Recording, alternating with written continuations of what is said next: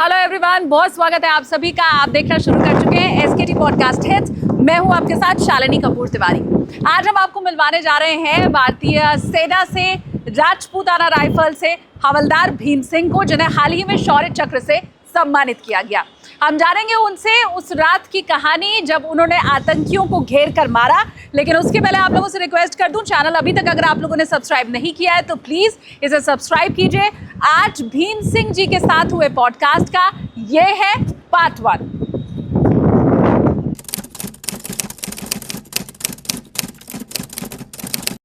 Hello everyone, अपनी कुर्सी की पेटी बांध लीजिए क्योंकि आप देखना शुरू कर चुके हैं take off with SKT. SKT यानी कि मैं शालिनी कपूर तिवारी। ये जो भारतीय तिरंगा इतनी शान से लहरा रहा है, इसके पीछे है भारतीय सेना और हमारे फौजी भाई। लेफ्टिनेंट कर्नल जपनप्रीत सिंह की वीर गाथा सुनाने के बाद आज आप लोगों के सामने टीम एसकेटी लेकर के आ रही है राजपूताना राइफल से हवलदार भीम सिंह जी को। हम उनसे जानेंगे वो शौर्य गाथा जिसके लिए हाल ही में उन्हें शौर्य चक्र से सम्मानित किया गया। लेकिन उनसे मैं आपको मिलवाऊं उसके पहले ये रिक्वेस्ट कर दूं कि आप अगर हमारा पॉडकास्ट देखते हैं लेकिन चैनल को अभी तक सब्सक्राइब नहीं किया है तो प्लीज चैनल सब्सक्राइब कीजिए। आपके लिए बिल्कुल मुफ्त है, लेकिन आपके सब्सक्राइब करने से हमारी ताकत बढ़ती है। और हमारा पहला माइलस्टोन जो कि 1 मिलियन सब्सक्राइबर का है, उसके अब हम बहुत नजदीक पहुंच भी चुके हैं। हम इंतजार कर रहे हैं भीम सिंह सर का। जैसे ही वो आएंगे मैं उन्हें दूंगी बोर्डिंग पास।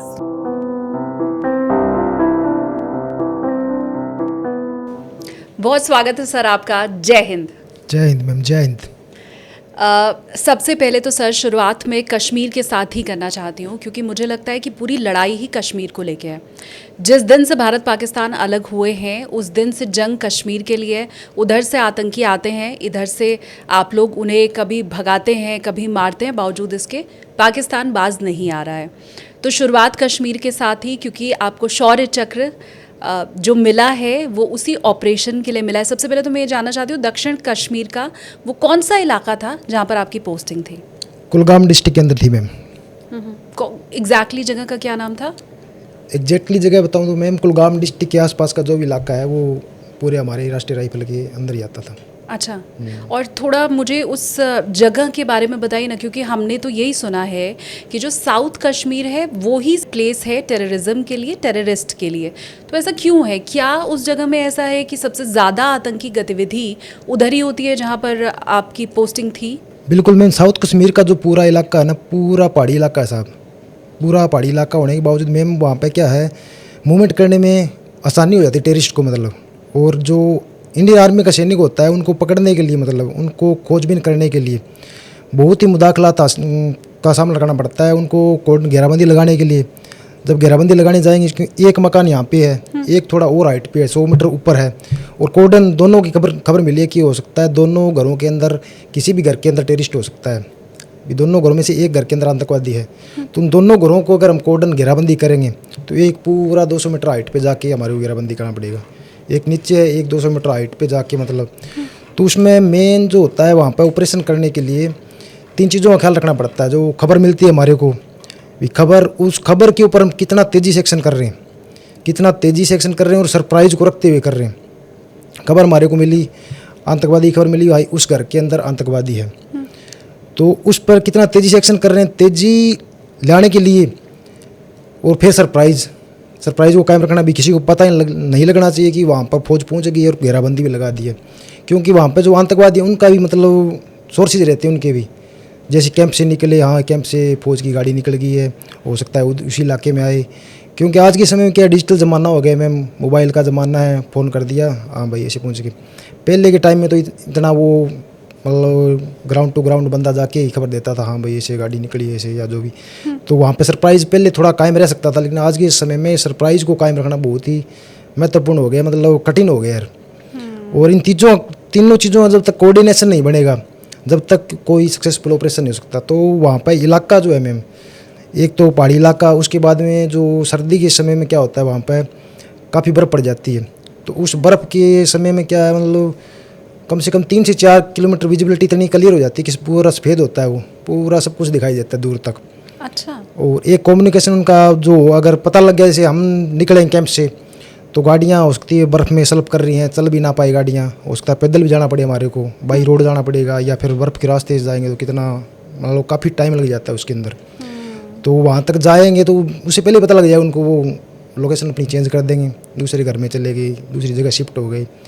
तो उस मतलब मेन जो है वहाँ का टेरेन या वहाँ का जो मौसम, वहीं सबसे ज़्यादा मतलब कठिनाई पैदा करता है इंडियन आर्मी के सामने।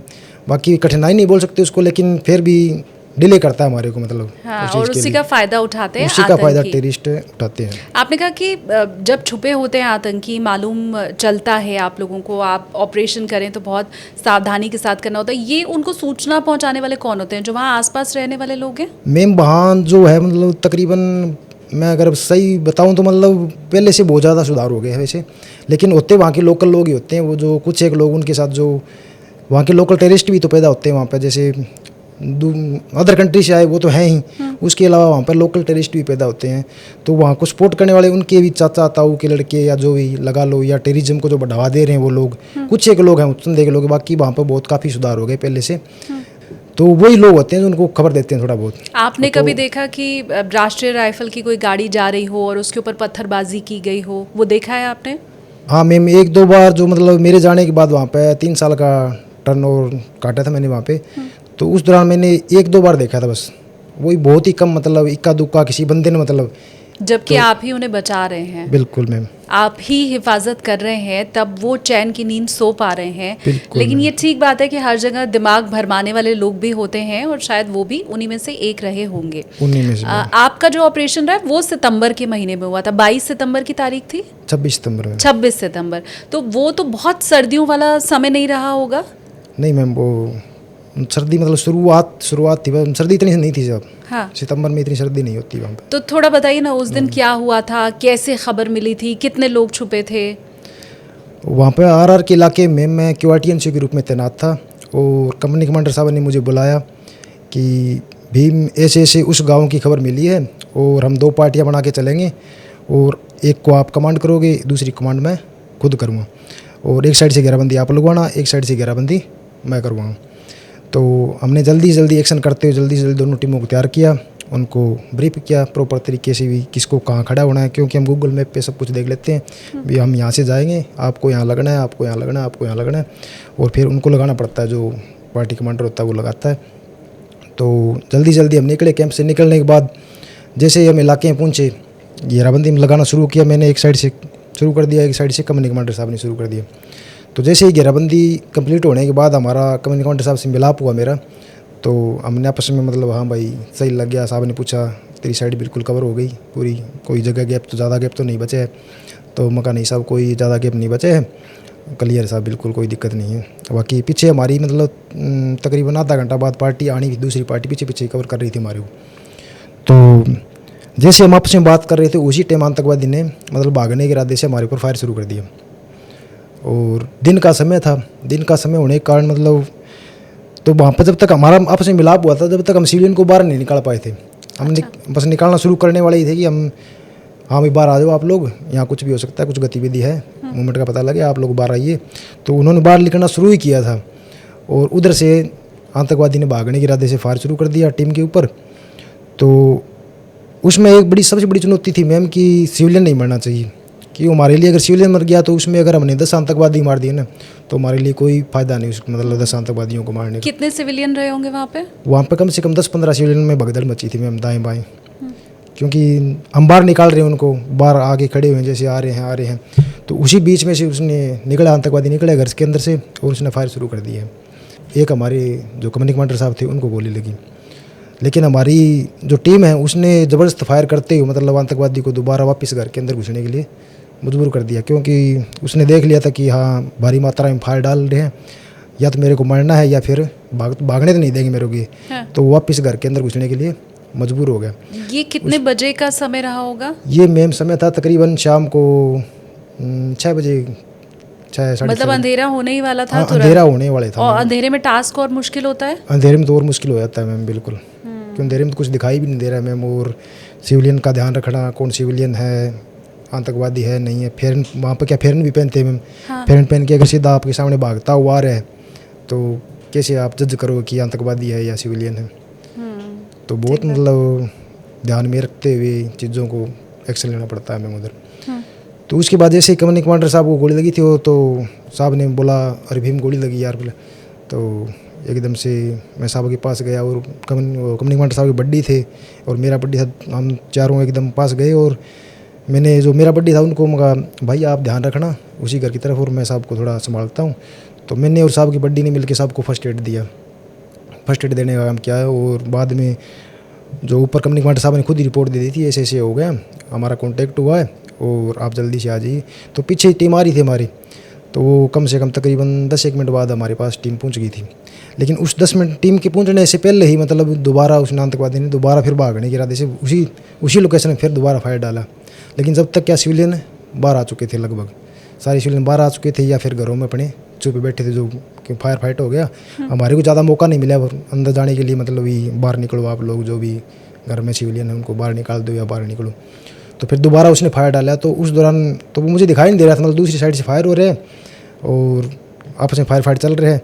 तो एक साइड से मतलब थोड़ा झाड़ी वाला सा इलाका था और नाला था साथ में, उस नाले के साथ मैं और मेरा बड्डी पैर गया फिर। और फिर वहाँ से उसने हमारे को देखा नहीं और जैसे हमने फायर डाला जब देखा उसने, जैसे फायर डाले उसके ऊपर जब देखा फिर हमारे ऊपर फायर डालने शुरू किया उसने और हमारी जवाबी फायरिंग इधर वो फिर मारा गया। हमारी खबर हमारे को मिली थी कि एक टेररिस्ट का ग्रुप है उधर, लेकिन वो एक अकेला ही था वो। अच्छा, आपको खबर मिली थी कि पूरा ग्रुप है टेररिस्ट का? ग्रुप में ओके। लेकिन वो अकेला ही था। तो उस दौरान वो उधर मारा गया और फिर हमने जो फर्स्ट एड दिया था कंपनी कमांडर साहब को और जो 2 सिविलियन थे उनको इवैक्यूएट करने का काम किया, बाहर निकाला उनको वापस और सेफली। आपने कहा आप नाले में आप उतरे थे? बिल्कुल मैम। आप उतर के आगे तक गए थे और वहां से आपने फिर गोली चलाई हाँ थी? बिल्कुल मैम। तो कितनी दूर से आपने गोली चलाई? गोली मैम चली हुई शायद 15 से 20 मीटर, तकरीबन 15 से 20 बहुत नज़दीक था आतंकी बहुत आपके? मैम बहुत, बिल्कुल मतलब बहुत रिस्क लेना पड़ता है खुद को। मतलब उस टाइम मतलब ये दिखाई देता है कि मैं हाँ देश के लिए कुछ अच्छा करने जा रहा हूँ, इसी सोच के साथ आगे बढ़ता है। और उसको पता होता है कि ये आतंकवादी है और हमारे देश के लिए नुकसान पहुँचाता है, चाहे इसमें मेरे को कुछ भी हो जाए लेकिन मुझे इसको मारना है। तो उसके लिए मुझे चाहे कुछ भी हो लेकिन मुझे उसे मारना है। इतना नज़दीक अगर आप नहीं गए होते, आप अगर दूर से ही गोली चला रहे होते तो क्या कम चांस होता आतंकी के मरने का? नहीं मैम, जब तक मेरे को दिखाई नहीं दे रहा, मैं अगर अंधेरे में से ही गोली चलाता रहूँगा, मान लो बिना देखे गोली चला रहा हूँ, मेरे को दिखाई नहीं दे रहा है। मतलब उस टाइम वो दूसरी साइड से आया था, फर्स्ट बार में हमारे सामने से आया था, वो दिखाई दे रहा था, लेकिन उस टाइम दूसरी साइड से फायर कर रहा था वो। मतलब एक मकान है इसके साइड, इस साइड में लगा हुआ है वो, यहाँ पे मकान है, यहाँ पे वो लगा हुआ है। हाँ। और हम हैं यहाँ पे, वो इस मतलब इसके आड़ में आ रहे हैं। फिर मैं इधर से और मेरे बड्डी के साथ यहाँ से आया हूँ मैं, और फिर साइड से फायर किया। उसने हमारे को देखा है, सामने फायर फाइट दोबारा हुआ है, लेकिन उस फायरिंग के दौरान वो मर गया फिर दोबारा। आतंकी के पास कौन सी पिस्टल थी, कौन सी गन थी? मतलब मैं ये समझना चाहती हूँ कि क्या वो हाईली इक्विप्ड होते हैं जब वो भारत में प्रवेश करते हैं? हाँ बिल्कुल मैम, वो अपने साथ कम से कम 2 हथियार तो लेके ही आते हैं। जो अदर कंट्री से टेररिस्ट आते हैं वो कम से कम 2 हथियार, पिस्टल या AK-47 तो कन्फर्म है उनके पास मिले ही मिलेगा, एक तो मिले मिलेगा। उसके बाद पिस्टल भी हो सकता है, और आजकल क्या देखें तो किसी के पास पिक्का भी मिलती है, पिक्का, M4, बड़े बड़े हथियार भी लेके आते हैं, UBGL, ग्रेनेड्स, काफ़ी मतलब सामान लेके आते हैं साथ में अपने, और उसको कैरी करते हैं। और हमारी सेना के पास उस समय आपके पास क्या हथियार था? हमारे पास AK-47 होता है मैम, ग्रेनेड भी होते हैं, बाकी और देखने के जो इक्विपमेंट्स होते हैं रात के समय वो होते हैं। बाकी हम ज़रूरत के हिसाब से मतलब बाद में भी लेके आ सकते हैं उन चीज़ों को, और जो अगर हमारे को रिक्वायरमेंट पड़े तो बाद में कर सकते हैं, लेकिन हम AK से ही पूरे ऑपरेशन को हैंडल कर सकते हैं, मतलब इतना कोई वो नहीं होता है। आपने कहा कि आपके जो साथ थे उन्हें गोली लगी थी, कहाँ पे गोली लगी थी उन्हें? उनको मैम कंधे में गोली लगी थी, कंधे में गोली लगी, और गोली लगने के बाद तुरंत उस टाइम तो शायद पता नहीं लगता है, क्योंकि उस टाइम की कम तकरीबन हमारी फायर फाइट हुई, आतंकवादी घर के अंदर दोबारा घुसा। उसके बाद कंपनी कमांडर साहब ने बताया यार भीम गोली लगी शायद मुझे, तो शायद उन्हें हाँ, पता नहीं था। हाँ मतलब ऐसा, मतलब वो होता है कि उस टाइम गर्म खून होता है या क्या जो भी होता है, मतलब जोश लगा लो, कुछ भी लगा लो, तो यार भीम शायद मुझे गोली लगी, बोला देखना कुछ है ऐसे चुभन टाइप सा लग रहा है। तो खून दिखाई नहीं था उस टाइम, खून मेरे को दिखाई नहीं दिया, फर्स्ट में हमने देखा तो खून दिखाई नहीं दिया, मतलब तो ऐसे देखे नज़दीक से बिल्कुल जब छेद सा दिखाई दिया, हाँ फिर खून, हाँ खून है, गोली लगी, हाँ ठीक है। आपने वो देख लिया था? हाँ देख लिया, फिर मैं साहब कुछ कोई दिक्कत नहीं है, कंधे में गोली लगी है, हो जाएगा रिकवर, कोई दिक्कत नहीं, डरने वाली बात नहीं है। तो साहब भी बोला चलो ठीक है, कोई साहब भी मतलब मजबूत थे काफ़ी, बोले ठीक है यार मेरे को फर्स्ट एड कर दो, जो बैंडेज वगैरह है तुम्हारे पास, हमारे पास सबके पास बड्डी पैर में मतलब वो फील्ड पट्टी रहती है, तो उसी फील्ड पट्टी करने के बाद क्या होता है ब्लड रुक जाता है, और मेन ब्लड का ही होता है मैम, अगर ब्लड ज़्यादा अगर आपका निकल गया तो मतलब कैजुअलिटी होने के चांसेस बढ़ जाते हैं। तो ब्लड को रोकना हमारा मेन वो रहता है, या फिर दर्द की वजह से तो अगर कहीं ज़्यादा बोन के अंदर जैसे फीमर बोन होती है वहाँ पर ऐसे दर्द की वजह से कैजुअलिटी हो सकती है। बाकी ज़्यादातर कैजुअलिटीज़ जो होती है अगर तो खून बहने की वजह से होती है, तो मेन टास्क हमारा होता है भी जल्दी खून रोका जाए बस, अगर किसी को गोली लगी है तो। और इसी साहसिक काम के लिए फिर आपको शौर्य चक्र दिया हाँ गया। बिल्कुल मैम। आप जब वापस लौटे तो कैसा जोश, आपके जो बाकी साथी थे उनके अंदर कितना जोश था, उन्होंने क्या बोला आपको, कैसे हौसला बढ़ाया? हाँ बिल्कुल, जोश होता ही मैम उस टाइम, मतलब उस समय खुद के अंदर पूरा जोश होता है, और चाहे हमारी साथ वाली पार्टी हो चाहे वो खुद हो, मतलब एक सकारात्मकता आती है भी हमने आज जो किया है एक देश के हित में काम किया है, और देश के जो आतंकवादी फैलाने का काम कर रहे हैं देश में उनको बर्बाद किया है, और आगे भी नए जो ऑपरेशन होने वाले हैं उनमें भी मुझे और दोबारा मौका मिले उसको करने के लिए, इस प्रकार से एक मतलब सकारात्मकता आती है और बहुत ही अच्छा लगता है।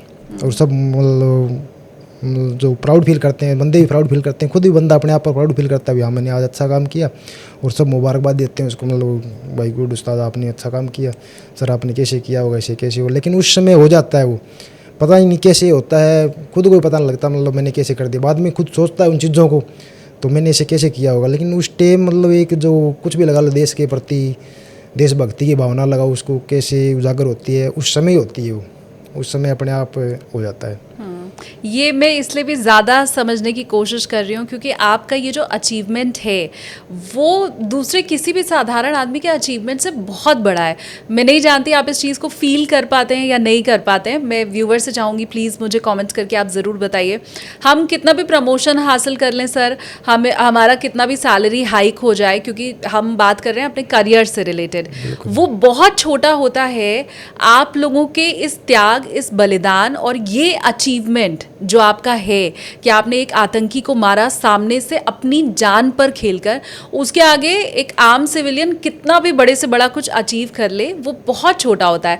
कभी ऐसा आप लोगों को भी महसूस होता है? हमें तो होता है फौजी को देख के, आप खुद महसूस करते हैं? नहीं मैम, करते हैं, महसूस करते हैं, लेकिन इतना नहीं होता तो शायद सिविलियन करता हो, सिविलियन शायद हमारे लिए करता हो, हाँ इस बंदे ने आतंकवादियों को मारा है और किया। क्योंकि सेना में जो सैनिक भर्ती होता है उसको पता है कि मैं सेना में देशभक्ति, देश की सेवा के लिए भर्ती हुआ हूँ और मेरा तो काम ही है देश की सेवा करना, मतलब तो उस दौरान अगर उसे नवाजा जाता है, हाँ खुशी ज़रूर होती है भी हाँ मैंने किया, गर्व भी महसूस होता है खुद के ऊपर भी हाँ मैंने देश के लिए आतंकवादियों को मारा और मुझे इसके लिए जिस सम्मान का मैं हकदार था वो मिला, और एक प्राउड फील होता है मतलब मैंने अच्छा काम किया और मुझे इसका सही से गैलेंट्री अवार्ड से सम्मानित किया गया, तो बहुत अच्छा लगता है। और जो सिविल जनता है उसको ज़्यादा प्राउड फील होता है, मतलब और होना भी चाहिए, मतलब कि कोई देश का सैनिक है जो अच्छा काम कर रहा है, या देश का सैनिक तो जो भी है सभी अच्छा ही काम करते हैं, ये नहीं देश का सैनिक जो लग गया तो एक बहुत ही गर्व की बात होती है। देश का सैनिक सेना में नौकरी करना और सेवा करना बहुत ही गर्व की बात होती है एक प्रकार से।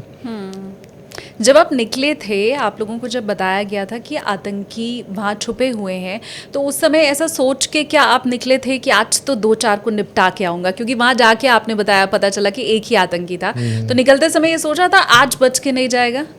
हाँ बिल्कुल मैम, सोचा था, क्योंकि जो हम राष्ट्रीय राइफल के अंदर जब भी ऑपरेशन के लिए जाते हैं ना, तो हमारे जो उस टाइम 39 जवान शहीद थे हमारे आरआर के उस टाइम, तो हम उन जवानों को याद करके निकलते हैं कि हमारे जो जवान शहीद हुए हैं ये आतंकवादियों की वजह से हुए हैं, यहाँ पर आतंकवाद फैला हुआ है, उनकी वजह से शहीद हुए, उनको याद करके निकलते हैं कि आज हमारा उनके साथ कॉन्टैक्ट होगा और आज हम उनको मारेंगे, जितना भी हो सके 3-4 ज़्यादा हम सोचते हैं ज़्यादा मिले हमारे को और हम उनको बर्बाद करें, ताकि जितना जल्दी हो सके यहाँ से इसका निपटारा हो सके। शानदार। और काफ़ी मतलब समय से आप देख रहे होंगे तो बहुत घटता जा रहा है आतंकवाद, काफ़ी घटता जा रहा है पहले के मुकाबले अगर आप देखो तो। मुझे ये बताइए, जब ऑपरेशन ख़त्म होता है उसके बाद क्या होता है? मतलब वो आतंकी की लाश वहाँ से लेके आप लोग फिर कैसे छानबीन की जाती है? क्योंकि हम बाद में सुनते हैं कि वो इस गुट का था या इस आतंकी संगठन से जुड़ा हुआ था, उससे जो चीज़ें बरामद होती हैं क्या उनसे मालूम चलता है? उस दिन आगे क्या हुआ था? उसमें ऑपरेशन होने के बाद मैम क्या होता है, जो पुलिस वाले रहते हैं हमारे साथ में, तो पुलिस वाले उनको चेक करते हैं, उनका जो भी सामान रहता है उनके पास, कौन सा हथियार था या आधार कार्ड वगैरह, उनके पास कुछ ना कुछ पक्का मिलता है आइडेंटिटी, कोई आधार कार्ड हो या कोई और आइडेंटिटी जो भी मतलब उनकी होती है, कुछ ना कुछ आइडेंटिटी पक्का मिलती है। तो उनसे पता लगता है कि वो कहाँ का रहने वाला है, कौन सी गांव का। और पहले क्या, जो वहाँ के लोकल टेररिस्ट होते हैं ना, उनका तो हमारे पहले पता लग जाता है, क्योंकि जो गांव के लड़का है, किसी घर का लड़का है तो मिस होता है, तो वो घर वाले ही खुद ही मतलब उसमें पुलिस स्टेशन में आके रिपोर्ट लिखा देते हैं कि हमारे जो ये लड़का है मिस हो गया। तो उसका हमारे पहले पता लग जाता है कि हाँ ये टेररिस्ट बन चुका है, मिस है तो मतलब घर से बातचीत नहीं हो रही तो टेररिस्ट बन चुका है, आतंकवादी ग्रुप में चला गया कहीं। तो बाद में उनके ग्रुप का भी पता लग जाता है, क्योंकि वो सोशल मीडिया के थ्रू खुद भी अपने आप को उजागर कर देते हैं, मैंने ये ग्रुप ज्वाइन किया, या मैं यहाँ हूँ, ये हूँ, वो हूँ, या मैं इसकी जवाबदारी लेता हूँ, मैंने ये करवाया वो करवाया। तो उनसे पता लग जाता है उनके ग्रुप का। हाँ, बाद में जो मारे जाते हैं तो उस दौरान आइडेंटिटी मिलती है, तो उनमें एक दो पक्का, तीन जैसे 3 मारे गए हैं तो एक तो पक्का ही उनमें मेन मिलेगा, कोई न कोई मुखिया जो भी, तो उसे पता लग जाता है हाँ ये HM ग्रुप का था या LAT का था, जेस का था, जो भी मतलब पता लग जाता है ग्रुप का। मुझे बहुत ये अच्छा लगा कि आपने कहा जो लोकल टेररिस्ट थे, आपने टेररिस्ट शब्द का इस्तेमाल किया, क्योंकि मैं जितनी बार भी कश्मीर रिपोर्टिंग के लिए गई हूँ, वहाँ के आम लोग तो उनको मिलिटेंट्स बोलते हैं, कोई वहाँ पर आतंकी शब्द इस्तेमाल ही नहीं करता है। और उनके बीच में रह के जब हम रिपोर्टिंग वहाँ पे कर रहे होते हैं तो हमारे ऊपर भी ये दबाव रहता है कि हम आतंकी शब्द का इस्तेमाल ना करें।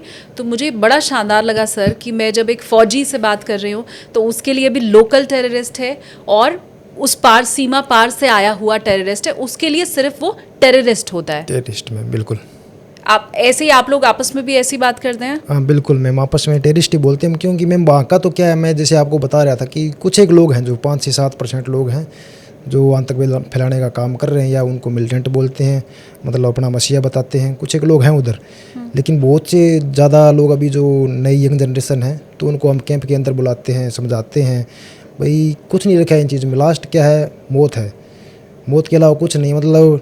और जो टेररिस्ट बनता भी है ना वहाँ पे, तो उसको खुद को भी पता नहीं है, एक्चुअली वो बन भी जाता है, उसको खुद को पता नहीं है कि मेरा आखिरी मतलब मेरे को करना क्या है। उसके जो ऊपर मसीहा बैठे हैं वो बताते हैं आपको यहाँ जाना है, ये करना वो करना, लेकिन एक्चुअली उसको पता ही नहीं है कि मुझे करना क्या, आखिरी मेरा क्या है, मैं किस लिए टेररिस्ट बना हूँ। आपके सामने अगर कोई आतंकी आए तो आप उसको पहले सरेंडर करने का ऑप्शन देंगे अगर चारों तरफ से वो घिर गया है, या आपका दिल करता है मार ही दो इसको? नहीं बिल्कुल मैम, सरेंडर करने की मैं सलाह दूँ उसको, और सरेंडर जितना हो उसकी कोशिश करूँ कि सरेंडर करे वो, क्योंकि ज़िंदगी में एक बार मिलती है। और जिसको मैं मार रहा हूँ क्योंकि वो भी एक भारतीय, मतलब ज़रूरी नहीं है मतलब वो बाहर कंट्री से आया हो सकता है वो भारतीय हो, मान लो जब बाहर कंट्री का आया तो भी एक मतलब मनुष्य है, मनुष्य जीवन बार बार नहीं मिलता है। तो मैं चाहूँगा कि वो अपने आप को सरेंडर करे और उसको सुधरने का मौका मिले। तो हमारी पूरी कोशिश रहती है, मतलब मेरी भी नहीं, मैं मतलब पूरी जो हमारा जो अफसर साहिबान थे जो भी थे, पूरी कोशिश करते थे हम कि जितने भी जो आतंकवादी हमारे घेराबंदी में आते हैं तो पहले सरेंडर करने की कोशिश करें। शानदार, ये होती है भारतीय फौज कि हम दुश्मन जो सीमा पार से आया हुआ है उसके साथ भी मानवता रखते हैं, और हम ये मानते हैं कि मानव जीवन एक बार मिला है तो पहले तो हम उसको सलाह यही देंगे कि वो सरेंडर कर दे। और एक दूसरी तरफ आप देखिए जो हमारा पड़ोसी मुल्क है वो तो अपनों की लाश तक लेने यहाँ पर नहीं आते हैं, कई बार ऐसी तस्वीर हमने देखी है। तो यही फ़र्क है भारतीय फौज में और सीमा पार जो बैठे हुए लोग हैं उनमें। सर मुझे ये भी आप बताइए कि और कश्मीर में भी कभी आपकी किसी दूसरी जगह भी पोस्टिंग रही है? कहाँ पे? कश्मीर में इसके अलावा कोई पोस्टिंग नहीं रही मैम, ये फर्स्ट पोस्टिंग थी मेरी कश्मीर के अंदर, जो RR के अंदर जाने का मौका मिला था मेरे को। इसमें भी मैं मतलब फर्स्ट में जब सेना के अंदर आया तो कुश्ती के अंदर चला गया, उसके बाद बॉक्सिंग के अंदर। अच्छा। तो जैसे गाँव में जाते थे, छुट्टी जाते थे, हाँ। तो गाँव वाले बोलते थे हाँ भाई आजकल कहाँ है, क्या कर रहा है, तो बोलता था भाई कुश्ती में हूँ, बॉक्सिंग। तो बोलते थे यार फौज में जाने के बाद भी कुश्ती बॉक्सिंग कोई आतंकवादी वगैरह मारो। हाँ। तो उसके बाद में मैं वॉलंटियर होकर RR के अंदर गया था, वॉलंटियर होकर भाई हाँ मेरे को आतंकवादी देखने, कम से कम देख खुद सही कैसे होते हैं आतंकवादी।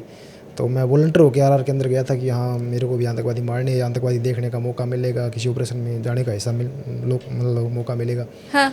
तो उसके बाद मैं RR के अंदर गया था 2020 के अंदर। तो तकरीबन 1 साल के बाद मुझे वहाँ पर आतंकवादियों से मुठभेड़ करने का मौका मिल गया था। ये ऐसा तो हर फौजी सोचता है? हाँ, उसके बाद ही वॉलंटियर में ओके में गया, शायद सोचता हो मैम, सोचता है। और बाकी भारतीय सैनिक के जो एक बार सेना में भर्ती होगा तो उसकी ट्रेनिंग इस प्रकार से होती है कि वह देश के हित में ही सोचता है, और मेरे ख्याल से हर सैनिक ही सोचता होगा कि उसको कहीं न कहीं लड़ाई में हिस्सा लेने का मौका मिले। आपको आतंकी क्यों देखने थे? अंत की वही, मैं अगर सेना में जिसमें मैं अगर भर्ती हुए भारतीय सेना में इसी जज्बे के साथ भर्ती हुए थे कि हमें देश की सेवा करनी है और देश में जो आतंक फैला रहे हैं उनको बर्बाद करना है, उसी इरादे से मैं गया था फिर RR के अंदर।